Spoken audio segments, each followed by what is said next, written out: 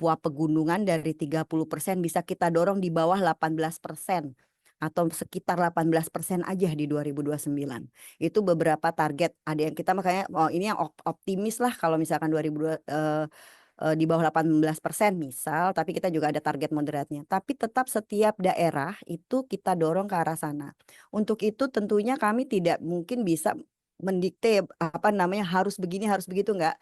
Tapi secara garis besar PR dari kepala daerah atau apa namanya wilayah-wilayah ini kita sudah punya targetnya untuk setiap daerah dan itu sudah ditetapkan di RPJMN 2025-2029. Mungkin lanjut saja. Nah, Bapak dan Ibu, saya ingin menyampaikan bahwa kami di Kemenko Pemberdayaan Masyarakat atas arahan Pak Menko, Pak Muhaimin, kita diminta untuk punya prioritas. Sebenarnya ada pilihannya itu ada dua. Yang prosentase penduduk miskinnya banyak, pakai prosentase, apa pakai yang absolut jumlahnya apa namanya secara jumlah. Nah, menurut Pak Menko arahannya kita lihat kalau Indonesia memang penduduk miskinnya ada di 3 juta, 3,5 juta orang yang ekstrim itu ada di mana aja ya gitu ya. Makanya kita kalau kita bisa mengurangi itu, meningkatkan pendapatannya dan seterusnya, menolkan kita harus fokus pada yang jumlah penduduk miskinnya terbanyak. Saat ini yang tercatat berdasarkan Susenas 2024, nanti kita lihat Susenas 2025 seperti apa.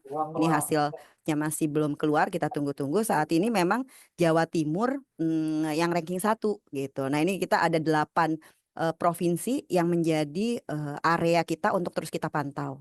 Prioritasnya ada di 8 provinsi, diantaranya Jawa Timur, Jawa Barat, Jawa Tengah, Sumatera Utara, Nusa Tenggara Timur, Sumatera Selatan, Lampung, dan Banten.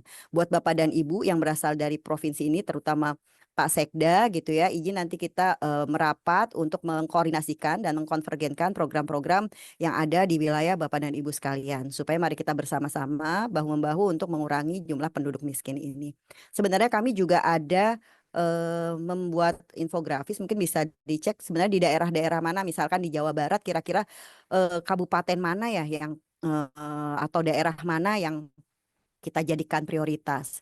Waktu itu kita misalkan Kabupaten Bogor gitu. Di Jawa Barat itu jumlah penduduk miskinnya ada sekitar 446.000. Apa namanya menyumbang 11% di provinsi. Nah, itu menjadi perhatian misalkan untuk Sekda Provinsi Jawa Barat. Mari kita cek bersama-sama. Mungkin kita saling bahu-membahu juga dengan pemerintah pusat, provinsi dan juga kabupaten gitu ya untuk mengkonsentrasikan perbaikan-perbaikan atau pembangunan-pembangunan yang benar-benar berdampak untuk mengentaskan kemiskinan dan menghapus kemiskinan ekstrim. Atau juga misalkan di Jawa Tengah kita lihat misalkan Brebes gitu ya, penduduk miskinnya ada sekitar 283.000, menyumbang 7%. Kalau di Jawa Tengah kayaknya relatif merata proporsi terhadap total penduduk. Berbeda apa namanya yang agak dominan memang seperti halnya di Jawa Barat itu Bogor memang 11%. Menyelesaikan di Bogor berarti menyelesaikan hampir 1,4 juta penduduk miskin di Jawa Barat. Seperti itu. Jadi nanti mungkin memang kepada pemerintah daerah di 8 area tersebut kita kita akan lebih dalam lagi untuk melihat satu persatu program-programnya. Bapak dan Ibu sekalian, kalau misalkan tadi disampaikan setiap Senin gitu ya, Pak Menteri Dalam Negeri mungkin bisa next. Pak Menteri Dalam Negeri selalu ngecek gitu ya, ada TPID. Itu betul sekali Bapak dan Ibu, karena kalau pengendalian inflasi tidak kita lakukan, itu tentunya juga berdampak kepada kemiskinan gitu ya, garis kemiskinan. Jadi memang tadi saya sampaikan ini bukan tugas dari Dinsos aja tapi tugas semuanya. Karena kalau inflasi udah naik otomatis nanti jumlah penduduk miskin juga ikutan naik. Jadi capek-capek kita segala macam program, akses dan lainnya tiba-tiba inflasi blek. Kemudian dilakukan susenas, kemudian kecek gitu ya.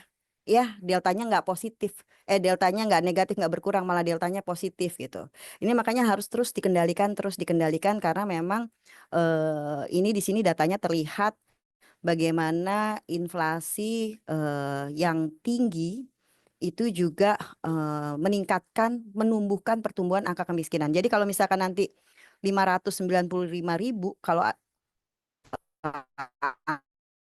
angka batas kemiskinan itu per bulan kalau ada inflasi nanti masuk ke dalam kategori di bawah kemiskinan. Jadi ini tugas bersama, mari kita cek juga inflasi ini udah mungkin sebentar lagi berberan musim hujan tadi disampaikan apalagi bencana jangan sampai ada akses infrastruktur yang terhambat sehingga supply terhambat masyarakat menjadi harga semakin mahal ini tentunya langsung berdampak kepada pertumbuhan penduduk miskin. Yang kedua meningkatkan pertumbuhan ekonomi.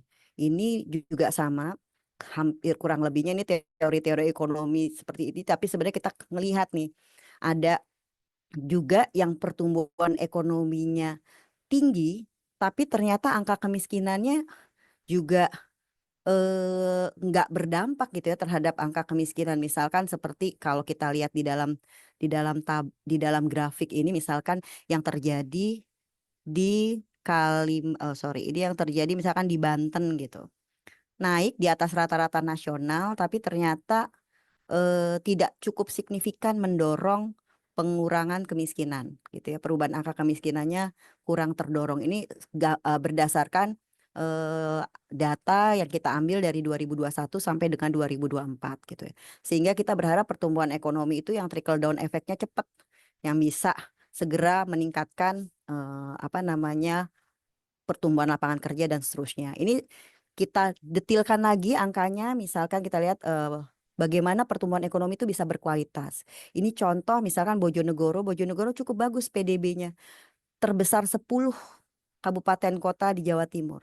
Tapi ternyata 10% masyarakat Bojonegoro masih masuk ke dalam penduduk miskin. Masih masuk penduduk miskin tertinggi di Jawa. Saya kalau nggak salah penduduk Bojonegoro sekitar 1,3 juta, ini jumlah penduduk miskinnya ada di angka 147.000 gitu ya. Ini sebenarnya mari kita bangun gitu ya program-program yang bisa memanfaatkan penerimaan apa namanya pendapatan daerah atau pertumbuhan ekonominya sudah bagus, mari kita segerakan supaya itu bisa jatuh ke masyarakat dan bisa men-trigger. Salah satu yang terpenting juga sebenarnya dengan adanya pertumbuhan ekonomi yang baik di daerah, kita berharap pengangguran terbuka menjadi semakin kecil. Next. Jadi kita melihat memang semakin besar tingkat pengangguran, angka kemiskinan juga menjadi sangat menjadi berdampak begitu.